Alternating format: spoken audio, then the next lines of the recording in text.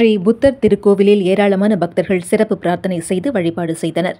ஸ்ரீ புத்தர் திருக்கோவிலில் ஏராளமான பக்தர்கள் சிறப்பு பிரார்த்தனை செய்து வழிபாடு செய்தனர்.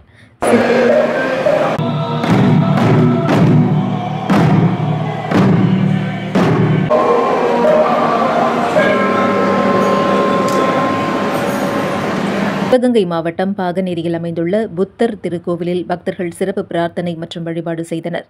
கிமு 563க்கும் கிமு 483க்கும் இடையில் வாழ்ந்தவர் புத்தர். இவரை அடிப்படையாக கொண்டு பௌத்த சமயம் உருவாக்கப்பட்டது. இவர் ஆன்மீக குருவாகவும் அவர் வாழும் காலத்திலேயே 40,000 துறவிகள் கொண்டு அனைத்து இடங்களுக்கும் ஆன்மீக அலையை செயல்படுத்தினார். மிகப்பெரிய ஞானம் பெற்ற புத்தர் அனைத்து மக்களுக்கும் ஆன்மீகத்தை போதித்தார். இன்னும் பல சிறப்புகளை கொண்ட புத்தர் சுவாமிக்கு இவ்வூரில் பிரம்மாண்ட கோவில் கட்டப்பட்டு புத்தர் சிலை பிரதிஷ்டை செய்து வழிபாடு நடைபெற்று வருகிறது. ஸ்படிக வைரம் பிரதிஷ்டையை முன்னிட்டு சிறப்பு பிரார்த்தனை மற்றும் வழிபாடுகள் நடந்தன.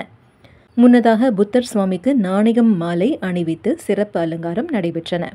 தொடர்ந்து ஜப்பான், தாய்லாந்து, இலங்கை உள்ளிட்ட பகுதிகளில் இருந்து வந்த புத்த துறவிகள் பல இசைக்கருவிகளுடன் பிரார்த்தனை செய்தும் ஜப்பானிய முறைப்படி சிறப்பு பூஜைகள் நடத்தியும் தியானம் செய்தனர். இதில் ஏராளமான பக்தர்கள் கலந்து கொண்டு புத்தருக்கு ஊதுபத்தி ஏற்றி வழிபாடு செய்தனர். தொடர்ந்து இக்கோவிலில் தியான மையம் மற்றும் இலவச கல்வி மையம் முக்கியஸ்தர்கள் கொண்டு திறந்து வைக்கப்பட்டது. சிறப்பு பிரார்த்தனையை முன்னிட்டு அன்னதானமும் நடைபெற்றது.